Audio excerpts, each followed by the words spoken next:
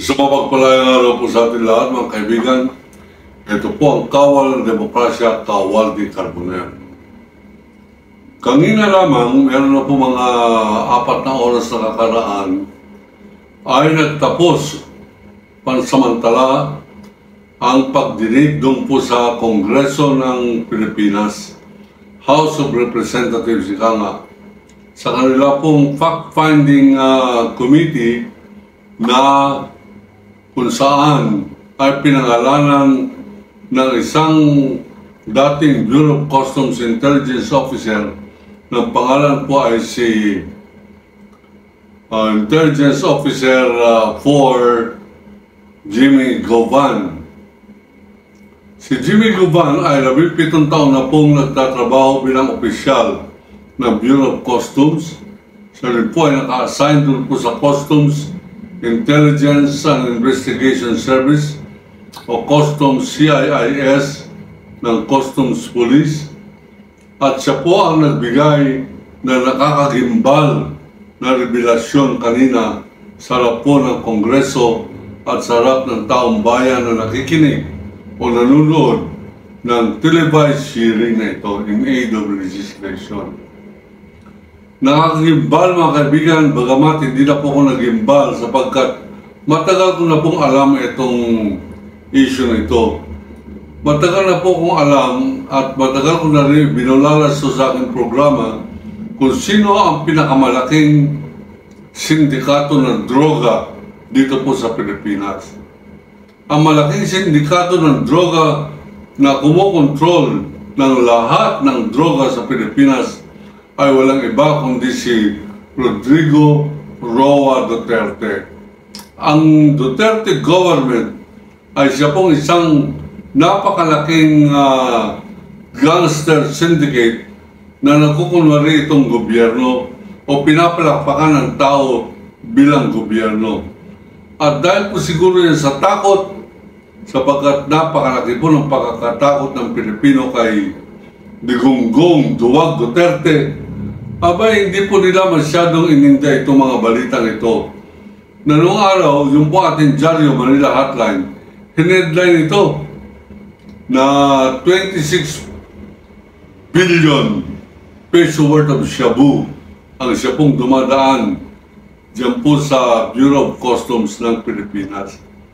At bagamat ito pong nireveal ni Jimmy Govan, mga kaibigan, ay 6 billion pa lamang, ito po ay nagpapatungkol dun sa masyadong maalingaw-ngaw na discovery ng mga magnetic lifter na kung saan inaamoy-amoy ng mga aso ang paligid po ng container van.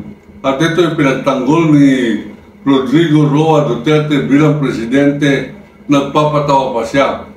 Ang sabi niya, kaya nauupo lang yung mga aso, yung pong pagkakaupo ng aso ay isa pong pagpapakita na dapat nang bantayan yung shipment na yan, hindi na sila alis doon. Ang sabi ni Digongong Duterte, kaya mo po yung mga aso, nauutot lamang yan. O kaya napupupo. Bakit naman dahil dyan magkakaroon na tayo ng sigalot sa droga sa Bureau of Customs. Yan po ay isang sinyalis ng pananalita ni Duterte na nagbibigay na ng takot sa kahit na sinong magsasalita. Ngunit nagpatuloy po ng pag-iimbestiga at pagsasalita ang intelligence officer na ito at sinabi niya, ito ay alam na alam ng PDEA. Ang PDEA or Philippine Drug Enforcement Agency ang siya pong naatasan ng ating pong gobyerno upang manguna sa kampanya laban sa droga. Bagamat ang nangunas sa pagpapatay ng mga Pilipino sa ngalan ng giyera sa droga ay si Bato de la Rosa at si Bongo, mga kaibigan. Matagal nang inilahad ni Colonel Asierto na yung Michael Yang, mga kaibigan, nilahad niya ito sa Kongreso at sa Senado. Sinabi niyang si Michael Yang ang pinakamalaking drug lord na nakabase pa sa Davao City at ito'y kanyang nahuli nung siya po ay hepe ng Davao City Anti-Illegal Drug Group ng Philippine National Police. Mga kaibigan, ang nakakagitla po nito ay sabi ni Colonel Asierto, matapos siya pong mahuli, ito si Michael Yang, na ipakulong niya. Ngunit, wala pa po isang linggo nakalabas. Siyempre, magkaiba po yung pulisya at saka yung husigado. Kinulong ni Colonel Asierto si Michael Yang, ngunit pinakawalan ng husigado diyan po sa Davao City. At matapos po isang linggo, nakita ni Colonel Asierto sangayon po sa interview ng Kawal ng Demokrasya na nalathala po natin dito sa YouTube noong isang taon, 2018 pa yata yun. At atin po naulit-ulit pa-play yan, yung interview na yan. Ang sabi niya, siya ay nagpatuloy ng pagbubunyag hanggang makarating siya sa Kongreso sa Senado. Ngunit habang siya ay nagsasalita sa Senado, abay may nagpakita sa kanya ng isang litrato na si Michael Yang na drug lord na kanyang nahuli at si Rodrigo Roa Duterte ay magkasama sa isang malaking piging sa Manila Hotel at pinangalanan pa siya doon na nakalagay, Michael Yang, the cabinet member of the President holding the position of the Presidential Advisor on Economic Affairs. Economic Affairs na pala natin ang Shabu sa panahon ni Duterte, mga kaibigan. Ngunit dyan niya pinasikat ang kanyang pangalan na hanggang ngayon may mga gunggong na Pilipinong naniniwala kamay na bakal daw ang kinakailangan pareho ng kay Duterte upang matigil ang droga. Mali, hindi po matitigil ang droga niyan kahit na medyo pang mga Pilipinong patayin sapagkat ang tunay na sindikato na kukontrol ng droga ay sila Duterte. Ito po ang dokumento na nakarating po sa atin at sinasabi po rito na ang mga nagkukontrol talaga ng droga sa Pilipinas ay nasa pangunguna ni Paulo Duterte kapag ito'y sumasabit sa Bureau of Customs. Akalain po ninyo, sa Bureau of Customs dinadaan, hindi po smuggling sa dagat, hindi po smuggling na nilalaglag sa mga parachute sapagkat bilyon-bilyon po yan. Dinadaan po sa Bureau of Customs. Bakit? Sapagkat ang pasimulo ng droga sa Pilipinas ay anak ng Presidente ng Republika ng Pilipinas. Ang pangalan ay Rodrigo Roa Duterte. So, ang malaking sindikato, tandaan po ninyo, sinabi ko ito, ang malaking sindikato ng droga at krimen sa Pilipinas ay ang mga Duterte. Hindi po tayo natatakot ay demanda po tayo niyan at hindi na po bago na tayo po'y pinapapatay. Tayo ay kakasa, tayo papatay din, mga kaibigan. Kaya nga po, sa ngalan po ng paglilingkod po natin sa taong bayan para malaman nila ang katotohanan, sapagkat sagrado ang katotohanan, pinapangalanan ko na ang gobyernong Duterte ay isang sindikato ng krimen at siya po'y nagpapanggap na legitimate government. Hindi po gobyerno yan, sindikato yan. At sangayon po dito sa nag-expose ngayon sa Kongreso, ito si Jimmy Govan. Hindi lamang ito si Paulo Duterte na anak ni Rodrigo Duterte, kundi pati si Mans Castro, Atty. Mans Castro. Natatandaan ko po ito. Carpio. Carpio. Ito si Mans Carpio, mga kaibigan, ay anak ni Atty. Lucas Carpio na na law partner ng fraternity brother ko na si dating secretary ng DOLE na si Silvestre Bebot III. Itong anak niya na si Mans Carpio ay asawa ng dating mayor ng Davao na si Sara Duterte. Nung ito po ay napabalita na nag-aabogado sa Bureau of Customs, pinagtanggol ng Pangulo ng Republika ng Pilipinas. Ang sabi niya, abogado ko, abogado rin niyang si Atty. Mans Carpio. Walang masama na siya ay may kliyente na kinakailangan malaman ng kliyente ang kanyang karapatan sa ilalim ng batas. Wala na pong kumibo sapagkat presidente na yung nagtanggol sa kanyang son-in-law na nagre-represent, mga kaibigan.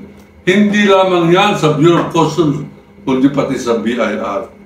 Sapagkat meron po akong alam na personal, itong revelasyon ko po, na meron pong pagkakautang ang Mighty Might cigarette na 12 bilyong pisong pagkakautang sa ating pong gobyerno sa taxes. Ang abogado po niyan ay si Mans Carpio at ang nagtatanggol po kay Mans. At ang nag-abogado po diyan para magkaroon po ng ariglohan sa hindi pagbabayad ng 12 bilyong piso pagkakautang sa buwis ng Mighty Might cigarette ay walang iba kundi sa pamamagitan ni Atty. Mans Carpio. Sino si Atty. Mans Carpio? Siya po ang asawa ni Sara Duterte. Nung mayor pa si Sara Duterte, nangyari po yan. At siya po ay pinagtanggol ni Duterte nung akin pong ibinulgar na dapat ang kamag-anak ng Duterte ay hindi nag-aabogado sa mga nagkukulang sa gobyerno sapagkat pihadong hindi matatalo ang abogado na ito. At yung nga po ay totoo. Alam po ba ninyo nangyari dito kay Jimmy Guban nung siya po ay nag-testify hinggil po dyan sa sindikato ng droga na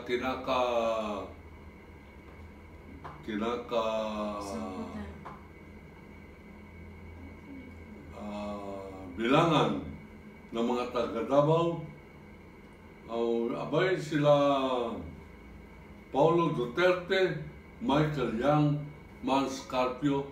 Alam po ninyo, ginawa ng Kongreso noon, ng Senado noon sa ilalim ni Senator Richard Committee de Arreglo Gordon Chairman. Abay sinuspindi niya po, pinahuli niya sa salang contempt of court sapagkat meron siyang pinapatanong na isang date na hindi matanda ni Jimmy Guban at sinabing under oath ka, dapat natatandaan mo yung petsa na yan. Umamin po si Jimmy Guban na hindi niya matandaan yung petsa.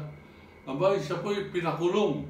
Nung siya po'y nakakulong, doon po sa Senate Custodial Center, sa may parking area sa loob ng building ng Senado, kumatok po ang isang staff ng Blue Ribbon Committee.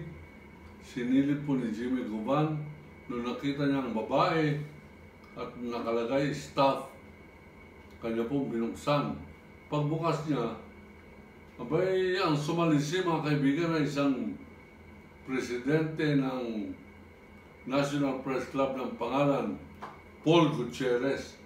Siya po ay minura, pinaupo sa kama, sinamahang sa kanyang pagupo at sinabing matapos siya murahin, itong tatlong pangalan na ito, huwag na huwag mong babanggitin.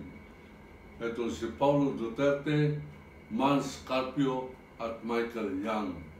Hindi mo kaya yan. mga kumpare ng Diyos yan. Baka mamatay ka. At alam namin kung saan nakatira ang iyong anak sa Makati. Hindi lamang ikaw ang papatay namin, kundi pati ang iyong anak. Ba tumahimik daw po siya. At ngayon, mga kaibigan, siya po ay ikinulong sa Muntinlupa. Ano pong kasalanan? Sa pagkakasala di umano na siya ang tunay na pasimuno ng nahuling droga sa Bureau of Customs. At hindi sila Paulo Duterte, hindi si Michael Yang, hindi si Carpio.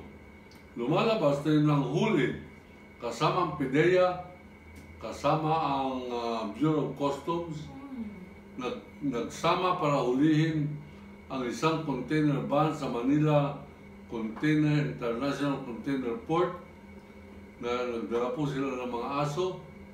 Matapos po niyan ay nagkaroon ng picture taking, nagkaroon ng congratulation itong hepe ng Bureau of Customs na si dating Colonel Isidro Lacerda, na dating police chief ng Davao City, at yung pong Philippine National Police, PIDEA, si General Fajardo. Nag-picture taking at nagko-congratulate, nag-high five sa kanilang pagkakahuli ng napakalaking shipment, 6 billion peso shipment, mga kaibigan, sa tulong ng ASO at sa tulong ng intelligence officer na si Jimmy Goban. Ngunit matapos po ang 3 linggo, si Jimmy Goban ay hinuli na naman at may demanda na naman. Ang demanda sa kanya, siya ang tunay na pasimuno ng nahuling droga. Kaya nahuli yung droga dahil sa di umano, meron siyang nalimutang bayaran na isang spy na nagchuchu. Ang sabi niya, sa akin nagchuchu ang spy, ang intelligence officer sa akin. Ngunit hindi na po siya pinakinggan ng husgado. Siyempre mga anak ng Diyos o kumpare ng Diyos ang kanyang pinangalanan. Abay, siya po ay konbiktado ng life imprisonment, pagkakakulong habang buhay. Kaya siya po ay napunta sa Bureau of Corrections sa Muntinlupa. At sa ngayon, sa aking puntingin, may mga abogado na tumutulong sa kanya upang siya ay makalabas panandalian, mag-appear sa Senado at sa Kongreso at makapagsabi ng katotohanan under oath o sa kabila ng kanyang panunumpa. Kanina, mga kaibigan, sa harap ng mga kamera, sa harap po ng mga congressman, pinangalanan muli ni Jimmy Goban na ang mga pasimuno ng droga sa Pilipinas ay si Paulo Duterte, miyembro ng Triad Gang ng Asia, Michael Yang, cabinet member ni Rodrigo Duterte nung siya ay Pangulo pa, Mans Carpio, asawa ng Vice President Sara Duterte. Abay, hindi po tayo magtataka, bagamat wala po tayong magagawa, gusto natin tumulong, maaari pong nabibilang na ang araw na buhay itong si Jimmy Goban. Ganun pa man, napangalanan niya na, bago man siya mapatay nila ngayon, napangalanan niya pati ang dalawang dating presidente, magkasunod na presidente ng National Press Club, sa ngalan ay si Benny Antiporda, dating National Press Club na loyal kay Duterte. Ginawa siyang undersecretary ng Department of Environment, Natural Resources, at kumita siya ng malaki dyan sa kanyang transportation, pagtransporta ng white beach or dolomite sand mula po dyan sa Davao o sa Cebu patungo po sa Manila Bay. 360 million per shipment. Nakatatlong shipment yata si Benny Antiporda bilang pagbabago ng Manila Bay na ginagawa po nilang White Beach. Pinangalanan din niya na ang nanakot sa kanya, nag-threaten sa kanya na siya'y papatayin pagbabanggitin niya itong Paulo Duterte, Michael Yang, Mans Carpio, mga kaibigan, ay ang presidente ng National Press Club na si Paul Gutierrez. At sinabi daw ni Paul Gutierrez na itong si Michael Yang hindi lamang member ng cabinet ni Duterte, kundi member pa ng National Press Club. Nakakahiya sapagkat ako po ay lifetime member ng National Press Club at itinuturing ko po yan mantsa ng National Press Club yung pagkakaroon ng member na sindikato o mga sindikato ng droga. Yan po ang ating pong opinyon sa kagimbal-gimbal na revelasyon sa Kongreso. Sana this time may mangyari po dyan sa expose na yan. Hindi doon po sa nag-expose, kundi sa mga in-expose. Sa atin po kasi, kung sino yung nagsasalita, parang persilapin, siya po ang nadidisgrasya, hindi yung kanyang itinuturong kriminal o taliwas sa batas. Sana this time, mga kaibigan, sa ilalim ni President Bongbong Marcos ay magkaroon po ng pagbabago na yan, na hindi na Duterte type ang ating gobyerno, kundi magkaroon ng tatak Marcos hinggil po sa pagkakaroon natin ng tunay na kapayapaan at katarungan. Ako po ang kawal ng demokrasya na sasabing, iniibig ko ang Pilipinas. Allahu Akbar.